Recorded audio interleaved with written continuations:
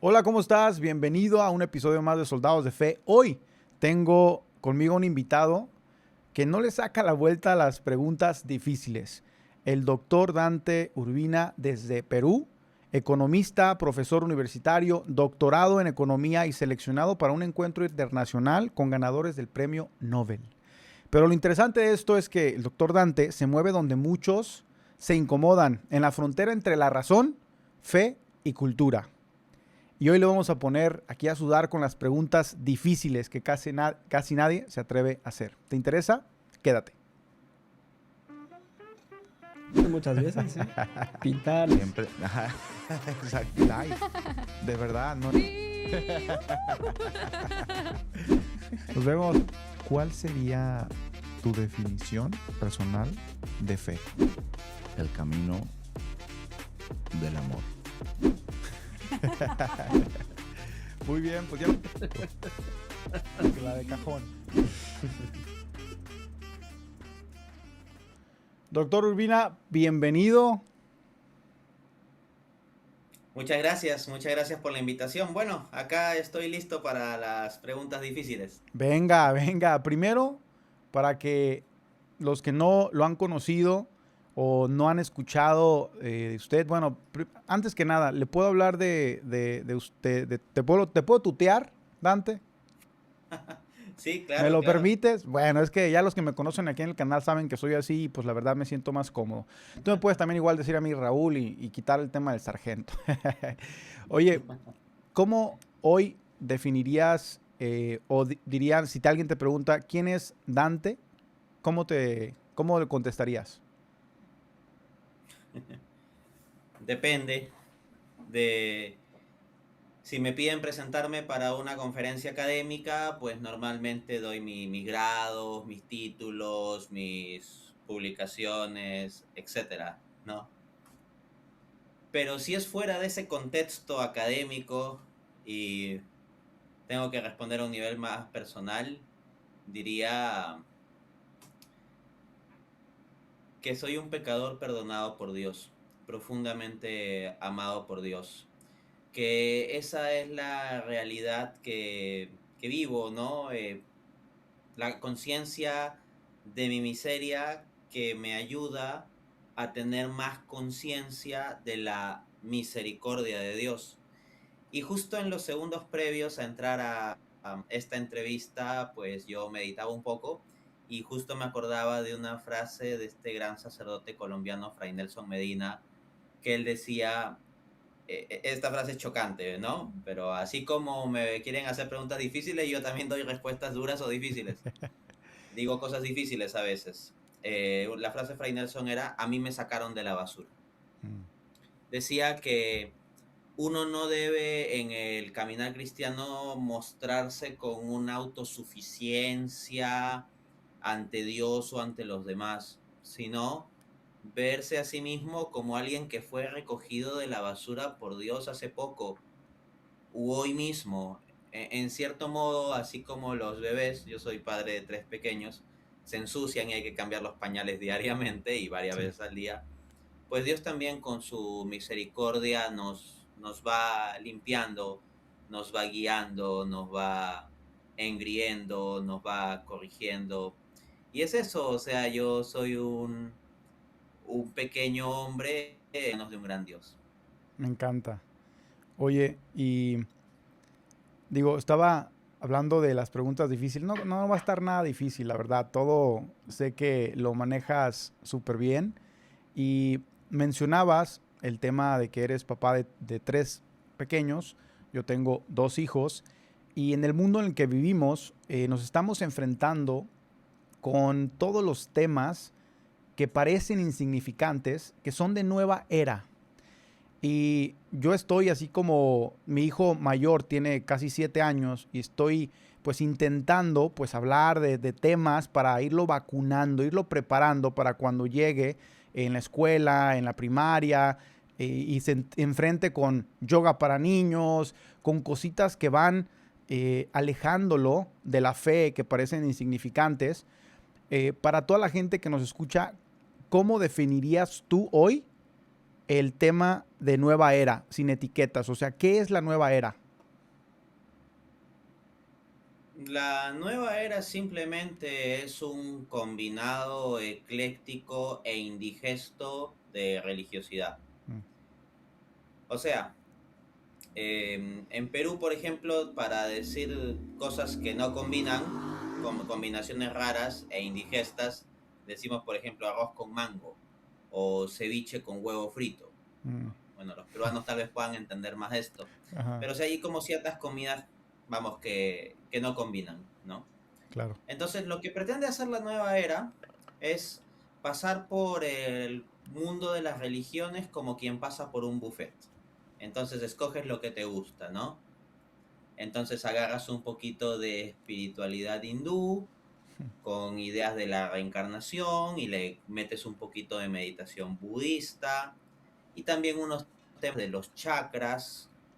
Puedes incorporar incluso cuestiones raras como temas tántricos y ese conjunto de asuntos, pero sazonarlo también con simbología islámica, con referencias a las escrituras judeocristianas, a la Biblia, e incluso con la persona de Jesús, Sí. pero diluido y distorsionado de un modo, siguiendo con la analogía, indigesto. Mm, Esto es un Jesús que termina siendo una especie de hippie, ¿no? mm, Una versión hippie de Jesús, así como estamos en la sociedad del café descafeinado, mm, pues la nueva era es un combinado religiosos que pretende vaciar de los elementos fuertes de la religión. Esto es el dogma, ¿no? Las doctrinas claramente fijadas como estándares objetivos, vinculantes y absolutos, porque estamos hablando del mundo religioso, lo relacionado con Dios, con lo absoluto. En la nueva era no, se lo pone como relativo, a gusto mm, del cliente, a gusto del consumidor. Y también el tema de la exigencia moral. O sea, en la nueva era se relaja mucho el tema de las exigencias morales. Así como está muy relajado el tema doctrinal y uno puede hacer su combinado religioso de distintas cosas, a nivel moral, pues uno puede irse por su tercer divorcio, ¿no?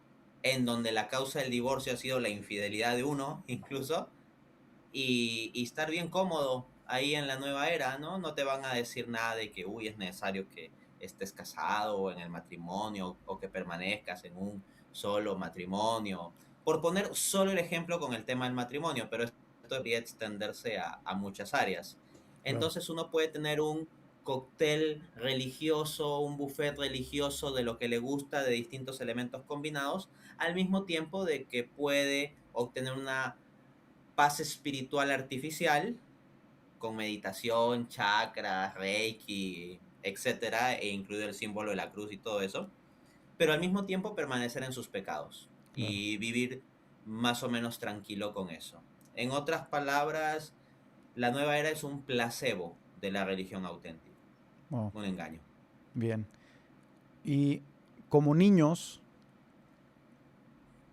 que a veces somos en la religión por la falta de formación que tenemos, especialmente para los católicos, pero incluso para los hermanos protestantes y demás, veo que hay demasiada desinformación o hay tanta información que desinforma y no hay formación en la fe y esto lo que causa es de que pues hagan todo el tema de terapias holísticas, ¿no? Del baby blessings, cosas que parecen insignificantes. Por eso hablaba del tema de los niños, ¿no? Cómo a veces tenemos que hablarle al público en general como niños para que nos entiendan que la nueva era no puede combinarse con un católico practicante. O sea, si eres católico practicante no me puedes decir eh, que el yoga está bien porque al final son estiramientos. ¿Qué le dirías tú a todos estos niños, ¿no? Hablando desde la gente que no nos hace falta mucha formación, cómo prevenir temas de nueva era si eres un cristiano, un católico? Bien, Ciertamente hay mucha desinformación sobre el asunto de la nueva era y desde esa perspectiva, muchas veces de modo inocente, hay personas que pueden introducirse en prácticas que son peligrosas Sí. y uno en primera instancia no lo ve. Por ejemplo, he de decir que hasta entre los propios sacerdotes a veces hay desinformación sobre el asunto. El magisterio de la Iglesia Católica de modo oficial se ha pronunciado contra la nueva era, Mm, pero lamentablemente sabemos que hay algunos miembros de la Iglesia y a veces miembros en la jerarquía misma que pueden estar no en línea con lo que ha dicho y definido el magisterio. Por ejemplo, en una ocasión yo fui a confesarme hace tiempo y el sacerdote me recomendó practicar el tema de constelaciones familiares, oh, wow. ¿no? Para poder luchar contra el pecado, así decía, tú tienes que resolver unas cosas internas tuyas por medio de las constelaciones familiares. Mm, La verdad que yo había escuchado sobre el Reiki, sobre, por supuesto, el yoga, sobre el tema de los mediums y todo eso, pero en concreto sobre esta cuestión de las constelaciones familiares no había escuchado. Yo hasta había visto el tema de terapias con olores y con colores y con piedritas. Digo, visto en el sentido de haberlo investigado y conocido como parte de la nueva era. claro. Pero en concreto, yo no tenía mapeado en ese momento a las constelaciones familiares como una práctica peligrosa. Tampoco lo veía como una práctica buena, era la primera vez que yo escuchaba eso. Claro. Entonces yo cuando llegué a mi casa luego a confesarme, pues dije, voy a investigar de qué va esto, ¿no? Y me puse a investigar y no, me encontré algo muy, muy problemático, ¿no? O sea, lo de las constelaciones familiares funciona, son unas especies de sesiones de terapia donde tú tienes que sanar tu árbol genealógico, Mm, ¿ya?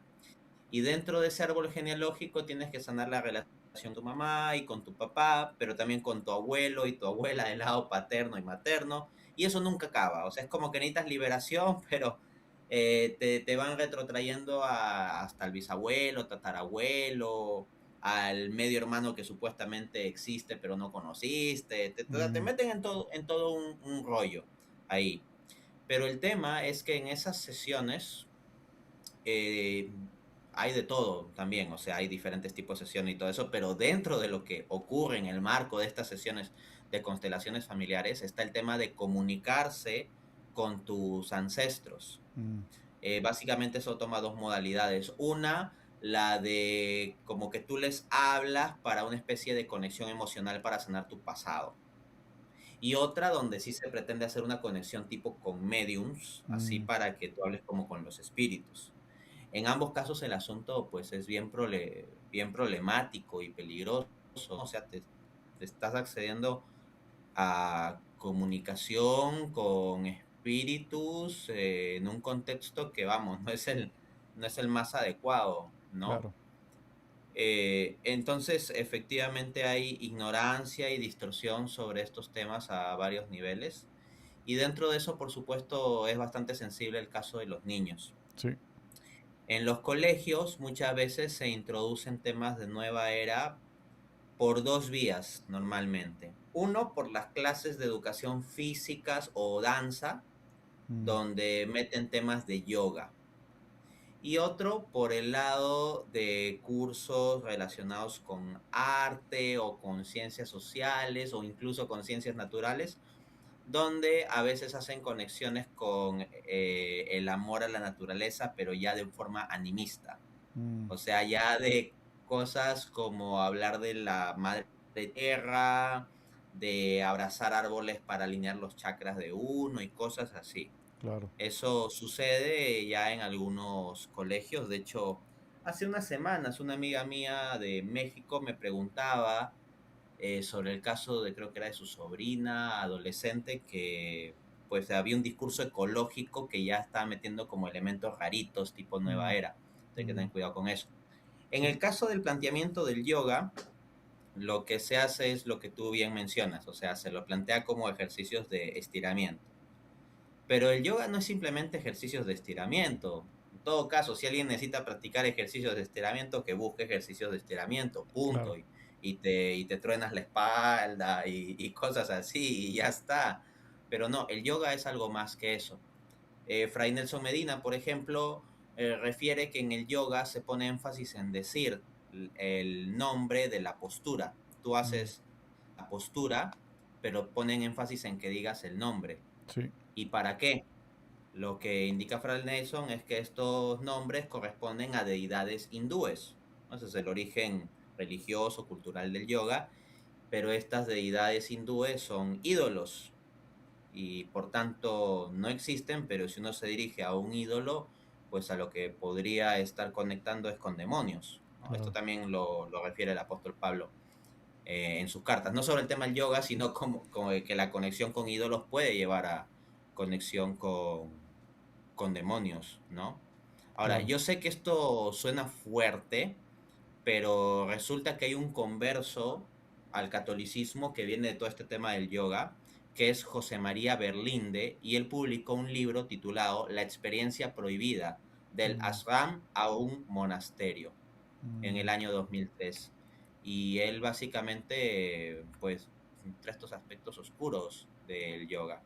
Quiero cerrar esta respuesta citando a Ari Roes Crolius, que he citado en un artículo del padre Federico Highton titulado El peligro del yoga y la gravedad de su filosofía panteísta y atea, publicado en Infocatólica el 19 de abril de 2019. Cito: los orígenes del yoga se encuentran en capas muy antiguas de la cultura religiosa de la India, especialmente en las prácticas chamánicas precarias, con las que se intentaba dominar las fuerzas cósmicas, y también en antiguos cultos sacrificiales. wow.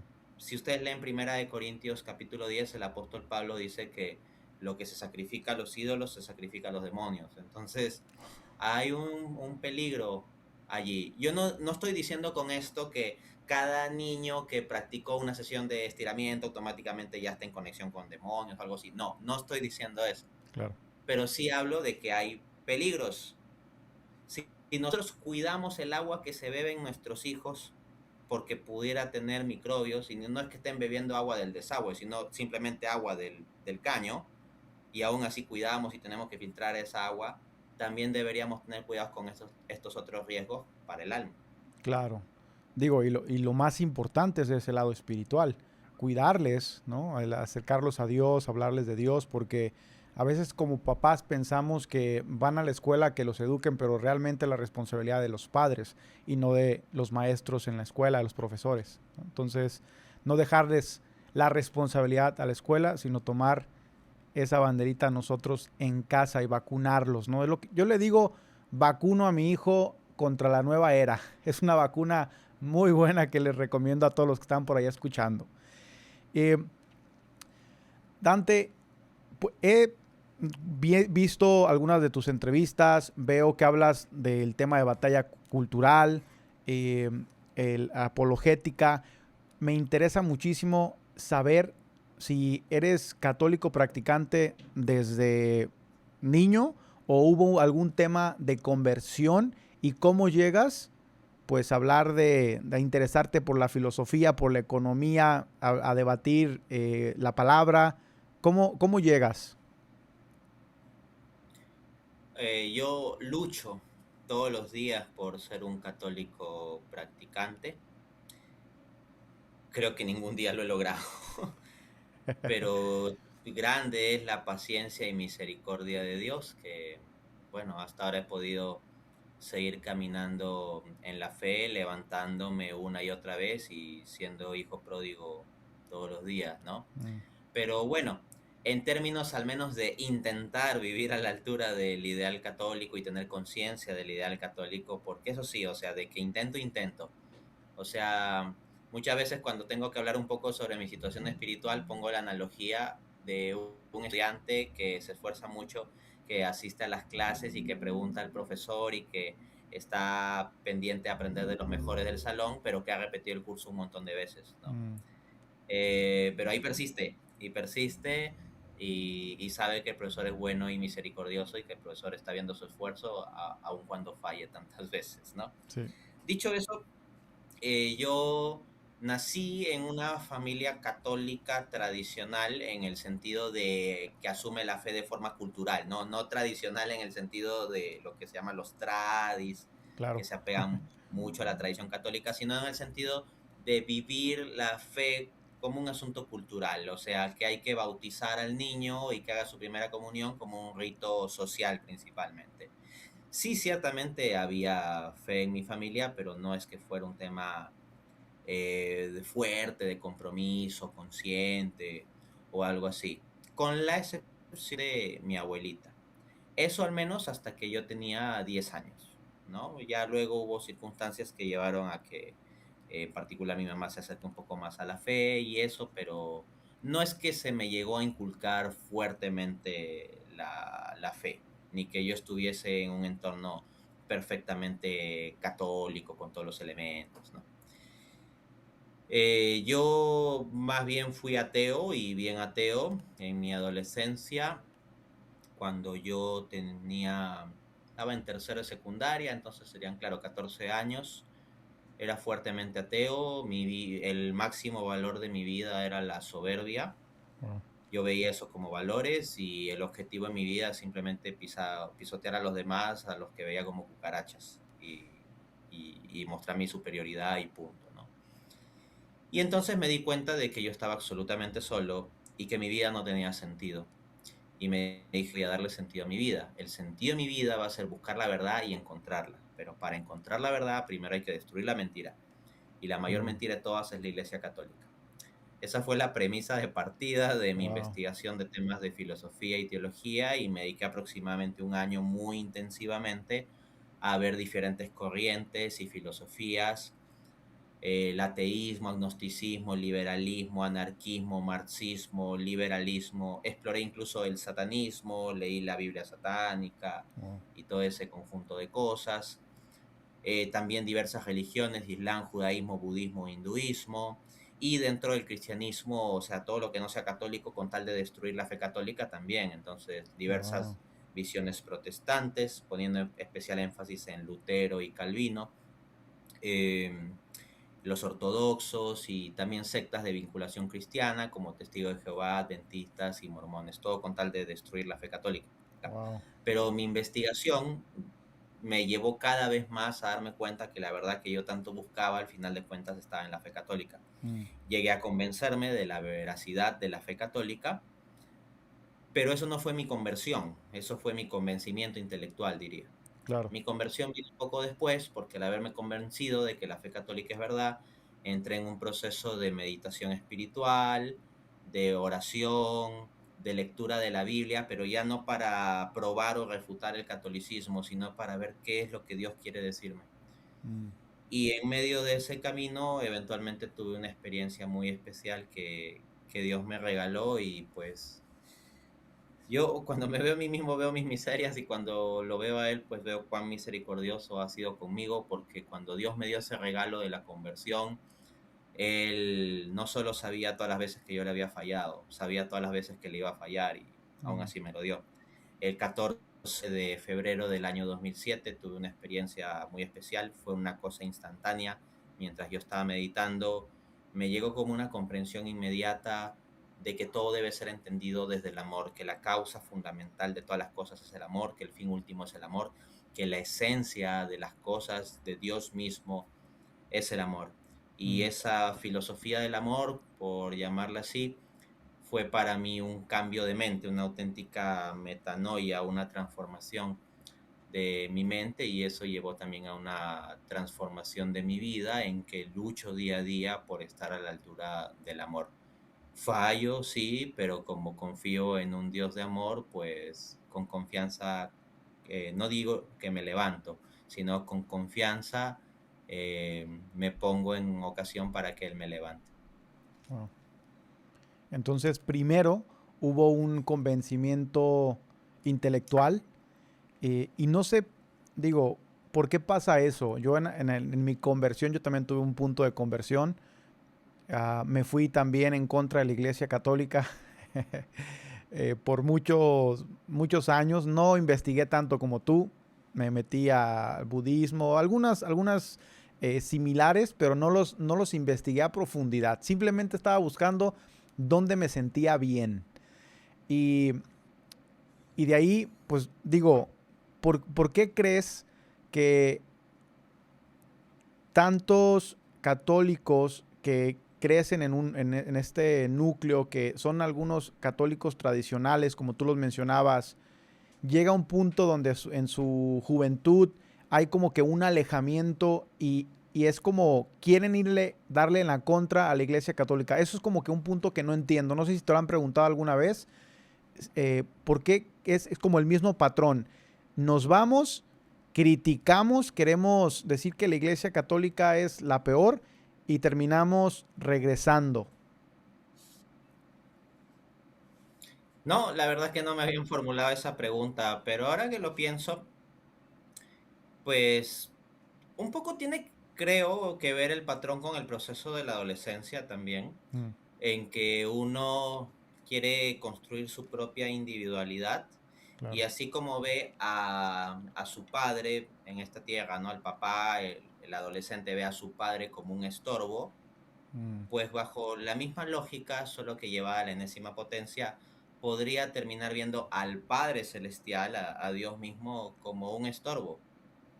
Así como el adolescente cierra la puerta del cuarto, la avienta y dice, papá, no te metas en mi vida, mamá, no te metas en mi vida, sí. pues hay un momento en que uno pues quiere construir su camino según su propia perspectiva y de repente no quiere un Dios que le esté poniendo parámetros, Mm, ¿no?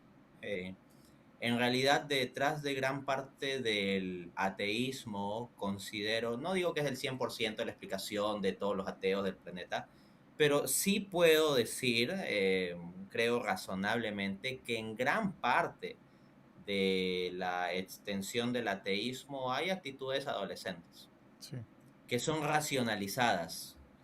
Yo me he encontrado en discusiones con ateos que tienen argumentos superficialmente racionales, racionales de superficie, pero cuando uno escarba más, después te terminas encontrando quiebres emocionales, Mm, motivaciones emocionales, existenciales, detrás del rechazo a Dios, ¿no? mm, Otro aspecto que puede influir es que en la juventud uno tiene las pasiones juveniles y este filósofo francés, Blaise Pascal, decía, si no vives como piensas, terminarás pensando como vives.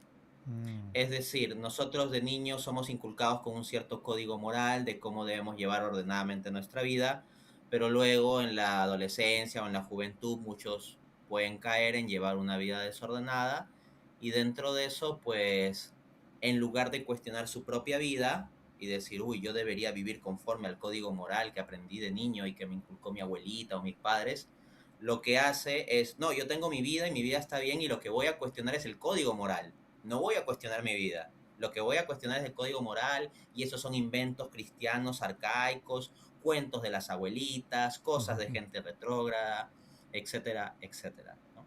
sí. Pero al mismo tiempo, eh, hay una especie de como de broma, de ironía de la vida, de que uno comienza a ser adulto cuando ya se comienza a llevar bien con sus padres, ¿no? Es como que hay un proceso en que uno de niño piensa, mi papá lo sabe todo. Luego en la adolescencia, mi papá es un tonto que no sabe nada. Mm, Luego cuando en la juventud va avanzando, uno dice, bueno, mi papá tenía razón en algunas cosas.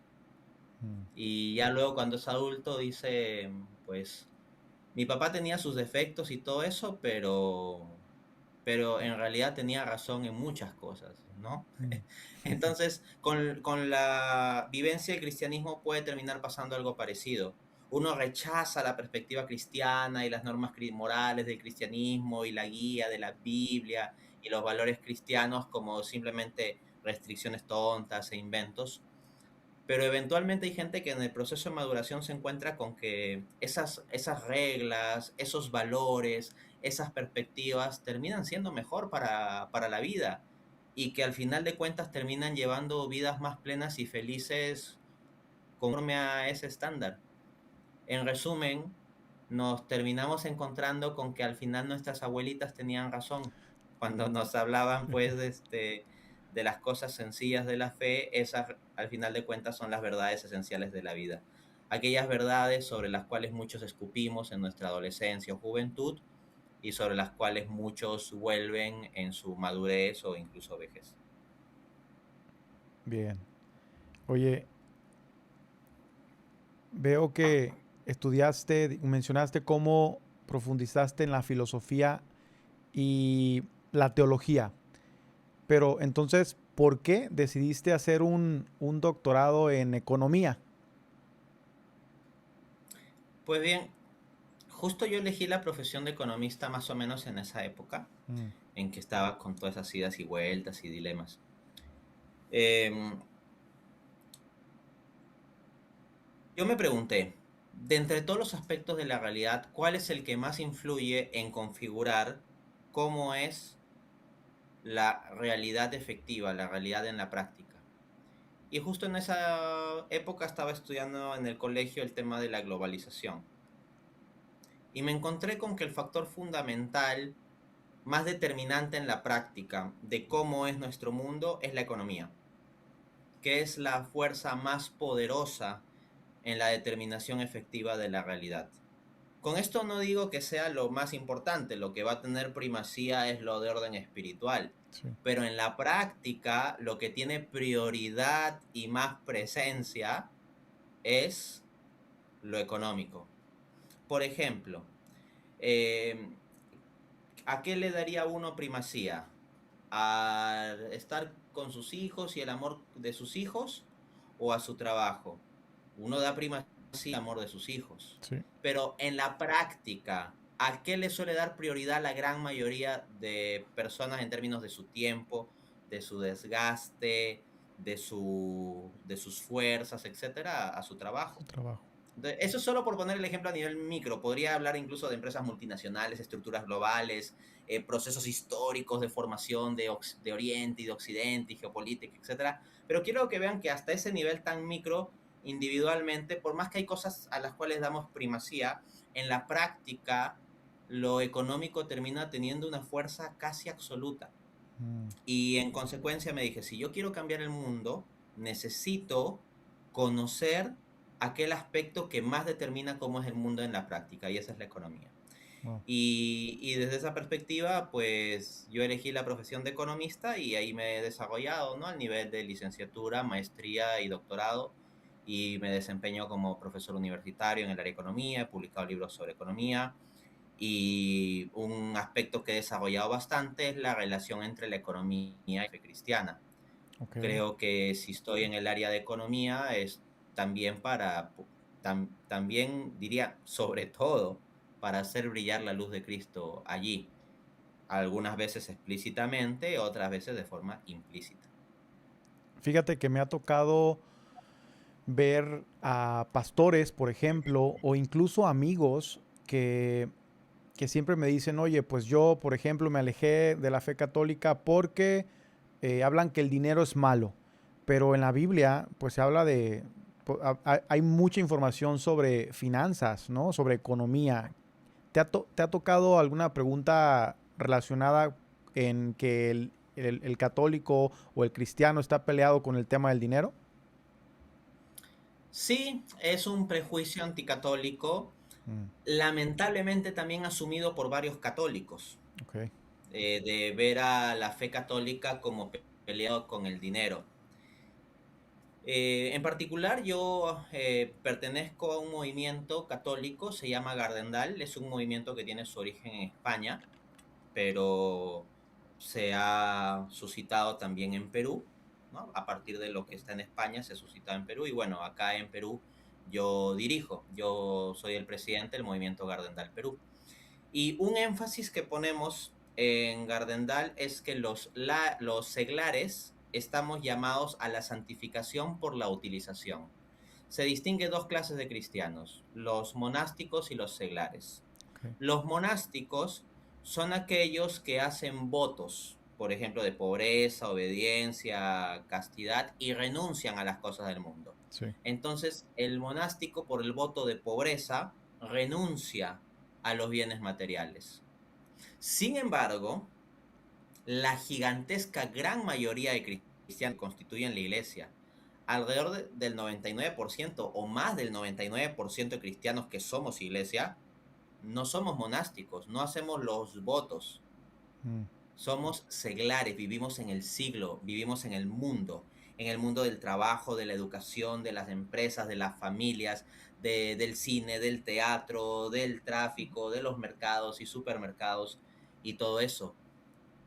Y sería una cuestión sumamente triste que se deje de lado la santidad y la perspectiva de santidad de quienes son alrededor del 99% de los cristianos, alrededor del 99% de los católicos. Pero lamentablemente en la práctica eso es lo que pasa. Eso es lo que pasa. Pareciera que el modelo o paradigma de santidad tiene que ser el sacerdote, la monja, que solo ellos son cristianos de primera categoría y que nosotros los seglares es como que no estuviéramos llamados a la santidad o que estuviéramos llamados solo a una santidad de segunda clase, así a volar en segunda clase. Y no, todos somos hijos de Dios por el bautismo y la dignidad de ser hijos de Dios por el bautismo es mayor a ser papa, por ejemplo. Que un sacerdote de pueblo sea convertido en papa es un salto menor que el salto de un no bautizado a pasar a ser bautizado, a pasar a ser hecho hijo de Dios en Jesucristo, miembro de la iglesia. Entonces todos estamos llamados a la santidad. Pues bien, el punto es el siguiente. Los seglares no nos vamos a santificar renunciando al dinero. O sea, si yo renuncio al dinero, mi esposa me mata, ¿no? O sea, si yo renuncio al dinero, mis hijos no comen. Claro. Yo soy un padre de familia y yo no puedo renunciar al dinero. ¿Significa eso que voy a tener una santidad de segundo nivel o que tengo que renunciar a la posibilidad de santidad? No.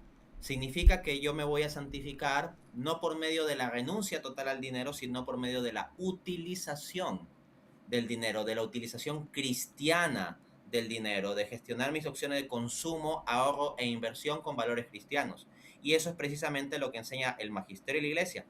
El Papa Juan Pablo II, en la encíclica Centesimus Annus de 1991, dice precisamente que los valores religiosos y morales deberían guiar nuestras elecciones de consumo, ahorro e inversión para que tengamos una vida orientada no simplemente a poseer como un goce efímero que se consume en sí mismo, sino a hacer más y que busquemos tener más, no para consumir la existencia en un mero materialismo, sino para ser más. Entonces uno está llamado a santificarse, sí.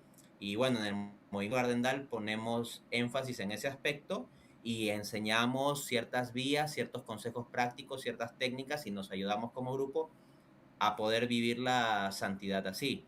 Asimismo, y con esto cierro mi respuesta, en las Escrituras vemos que Dios habla muy fuertemente en contra de la avaricia, habla muy fuertemente en contra del apego a las riquezas, Sí. pero no descarta del todo el valor de los bienes materiales. Por ejemplo, el caso del joven rico podríamos pensar, ¿no? En Lucas 18, que Jesús le dijo, ven, sígueme, y el joven rico le dijo que no. ¿Pero por qué le dijo que no? Decía porque su corazón estaba apegado a sus riquezas. Sí. O sea, se entristeció porque amaba sus riquezas más que a Cristo. Pero recuerden también que Cristo, cuando Zaqueo se convierte, ¿no? Zaqueo dice, si alguno he robado, le devolveré el cuádruple y venderé la mitad de mis bienes. Aún así, Zaqueo quedaría con mucho dinero.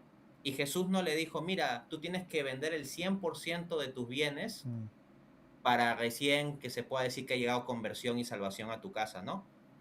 O sea, Zaqueo luego de dar la mitad de sus bienes y de dar el cuádruple a los que haya estafado, todavía tendría bastantes posesiones y Jesús no le pide renunciar a ellas. Sí. Al joven rico sí se lo pidió, porque parece que el joven rico tendría un llamado a la vida monástica, a ese tipo especial de renuncia y estaría rechazándolo. Pero no todos estamos llamados a eso.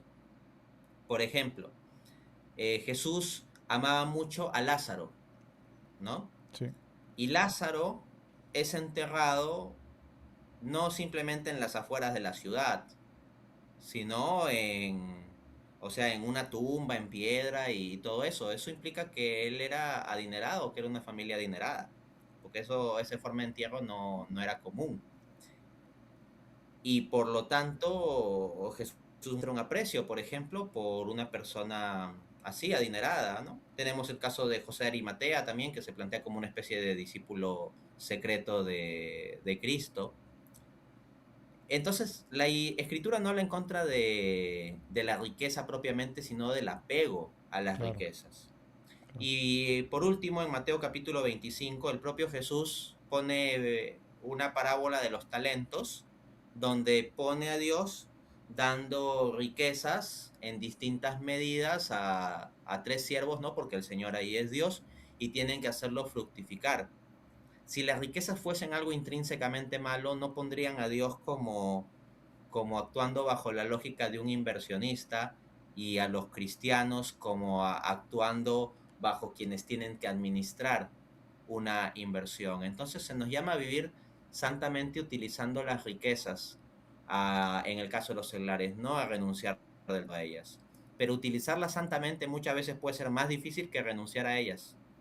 Ser santo teniendo mucho dinero puede ser más difícil que ser santo renunciando al dinero. Mm, Pero tenemos la gracia de Dios para ayudarnos. claro. Bien.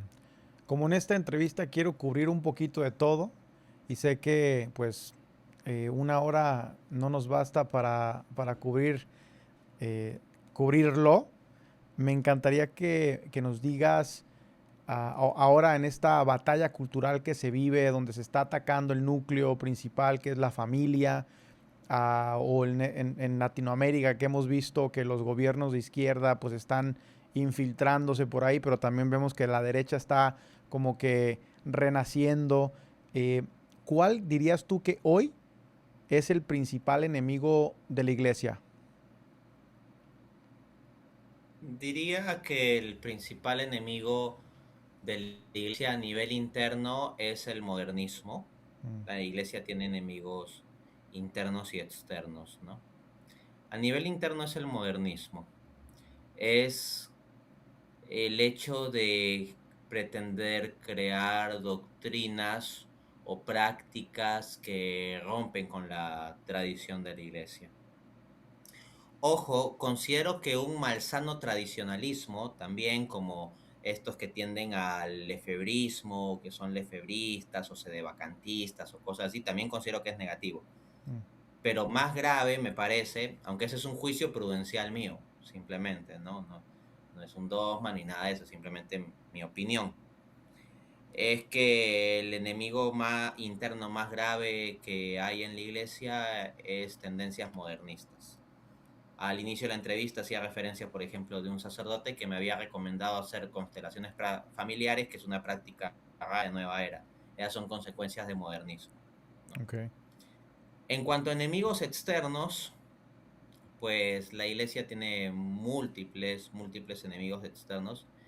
Y es un poquito difícil decir cuál es el más grave, porque miren, la dificultad está en esto. El apóstol Pablo nos dice que en la carta a los Gálatas que el demonio se disfraza como ángel de luz. Sí. Entonces, la iglesia en términos externos tiene dos grupos de enemigos. Uno, los que son los enemigos abiertos. Y otro, los que se hacen como los amigos, pero no son realmente la fe católica. Entonces, yo diría que en esa perspectiva es una evaluación compleja por el lado de la izquierda y la derecha. Mm, Lo que normalmente se ven como los movimientos políticos de izquierda suelen, en la generalidad de los casos, ser la cara del enemigo explícito de la iglesia. O sea, por ejemplo, un conjunto de feministas progres yendo a manchar de excremento las catedrales sí. y pintarrajear y todo eso. Un católico no necesita ser inteligente para darse cuenta que esos son enemigos de la iglesia, ¿no? Ujú, Los parlamentarios ateos, pro aborto y cosas así, y que andan hablando, o periodistas que a cada rato hablan en contra de la iglesia o cosas así, obviamente son enemigos de la iglesia. Y normalmente suelen ser intelectuales o periodistas como de izquierda. Entonces son enemigos acérrimos y muy fieros, ¿no? Sin embargo, hay otro caso sutil, que es de aquellos grupos que están como muy cercanos a la iglesia. Y yo diría que dentro de los movimientos de derecha también hay que tener cuidado porque a veces se nos cuelan ideologías. Mm, Por ejemplo, el liberalismo.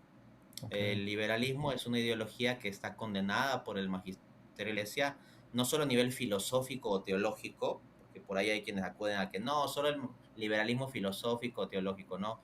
También el liberalismo moral, el liberalismo jurídico, el liberalismo político y el liberalismo económico. Mm, Pero oponiéndose a la izquierda, que tiene más ideologías de tipo marxista, la gente de derecha, partidos políticos de derecha, ideólogos de derecha, a veces incorporan ciertos elementos, por ejemplo, liberales o de tipo republicanos o de pensamiento moderno, que no son realmente conformes a la tradición católica o a la doctrina social de la iglesia. Por poner un ejemplo, y bueno, acá no me voy a callar nada, o sea, como digo, yo a veces tengo que dar respuestas duras. adelante. El tema de la migración. La Iglesia Católica tiene toda una doctrina social sobre el tema de la migración. La Iglesia Católica reconoce el derecho de las naciones a poner fronteras y a proteger sus fronteras por el bienestar de sus ciudadanos. Sí. Eso hasta ahí bien. Pero al mismo tiempo la Iglesia Católica reconoce los derechos de los migrantes y su dignidad fundamental como seres humanos.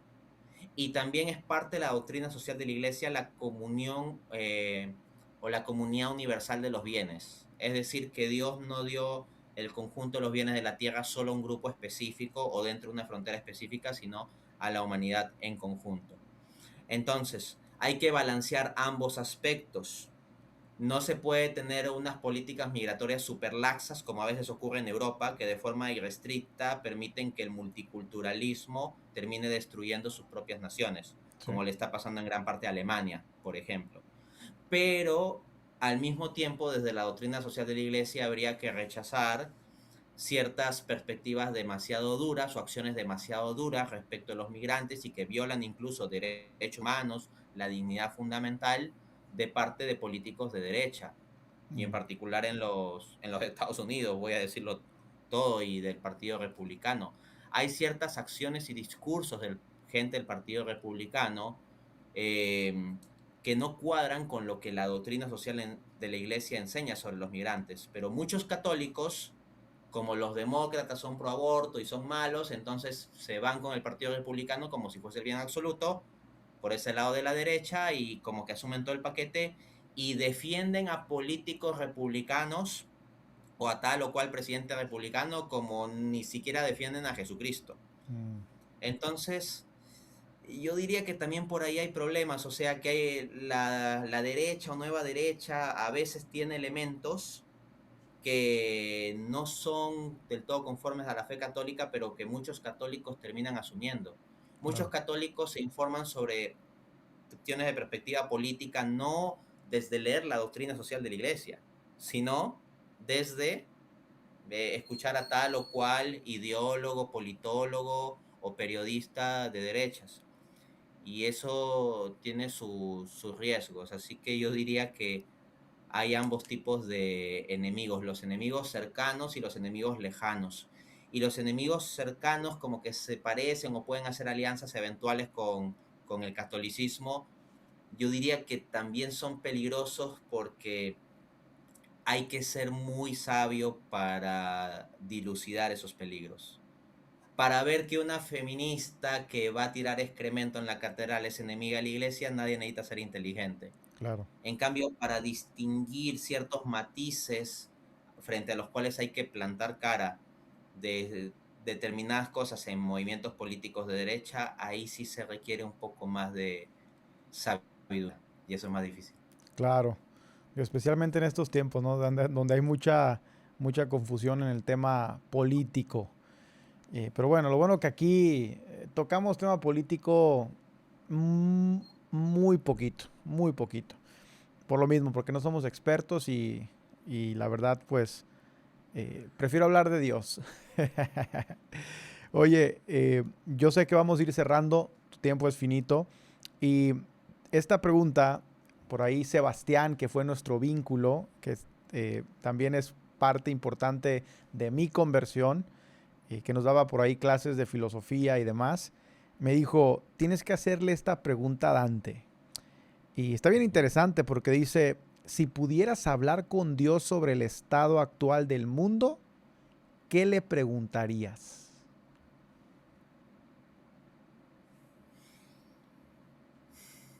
Si yo puse a hablar con Dios sobre el estado actual del mundo, realmente no sé qué tendría yo que preguntarle. Simplemente respondería lo que dijo el profeta Samuel de niño. Habla, Señor, que tu siervo escucha.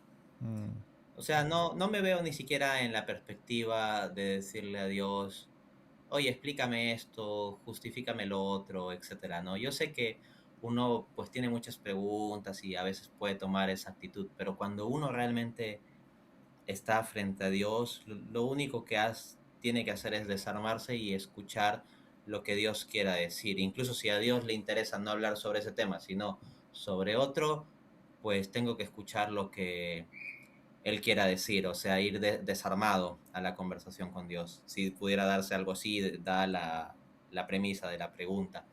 Esto lo podemos ilustrar con el libro de Job. Job se hacía todo un conjunto de preguntas, no sobre la situación política sí. de su época, sino sobre su situación personal, ¿no? De cómo se permitía que él pase tantos sufrimientos, pese a que supuestamente pues él era un hombre tan bueno, tan virtuoso, ¿no?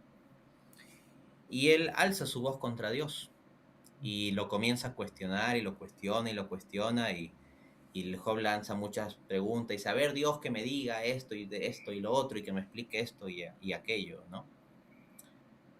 Pero cuando Dios se le presenta, en los últimos capítulos del libro de Job, Dios no responde sus preguntas realmente. Mm, Dios no dice, bueno, estas eran las preguntas, Job, que tú hiciste y la respuesta es esta. Sino Dios dice, yo soy Dios, al final de cuentas. mm, Lo dice en varios lenguajes como, mira, yo soy el que cree la tierra, el que sostiene todo, esos animales terribles y gigantes que ustedes no pueden dominar, yo los domino fácilmente, etcétera, ¿no? Entonces comienza a confrontar a Job en esos términos. Cuando yo veo el desorden del mundo a nivel político, a nivel del sufrimiento, de las injusticias, de los atropellos, de los abusos, de nuestro nuevo desorden mundial, mm, porque más que orden mundial lo que tenemos es un desorden mundial, pues sí, uno se pregunta muchas cosas, ¿no? ¿Por qué esto? ¿Por qué? ¿Por qué? ¿Por qué? La pregunta frente al dolor humano en general es ¿por qué? ¿Por qué? ¿Por qué? Pero si realmente se diera una circunstancia como yo estar frente a Dios, sabría que inmediatamente, si es que estoy en conexión con Él y pues así lo deseo, yo tendría esas respuestas y entendería el por qué. Y cierro esta respuesta con una analogía que decía el Padre Pío. Él se sentaba debajo de la máquina de tejer de su mamá y lo que él veía era todo un conjunto de hilachos muy desordenados y caóticos y feos saliendo por detrás. Y le preguntaba a su mamá, mamá, ¿qué es eso tan feo que estás haciendo? Y su mamá le dice, ven hijito, párate y míralo desde arriba. Y era un vestido hermoso con muchos diseños de flores de varios colores. Entonces, el Padre Pío explicaba que el problema era la perspectiva y que en esta vida nosotros vemos el mal, incluido lo de la política y la geopolítica, desde abajo. Pero cuando estemos en la otra vida o cuando estamos ante Dios, lo vamos a poder ver desde el otro ángulo. E incluso las persecuciones van a tener su lugar dentro de la providencia divina. mm, Hoy en día tenemos los cristianos perseguidos en Nigeria y es una situación absolutamente horrible y aberrante. Y nosotros los cristianos estamos llamados a luchar contra la injusticia y eso es parte también de la providencia divina.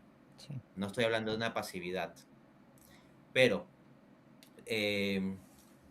Si uno está ante Dios, va a encontrar algo, por ejemplo, que decía Santo Tomás de Aquino, que si Dios permite la existencia de los tiranos que matan cristianos, es porque ello funciona como ocasión para suscitar la gloria de los mártires.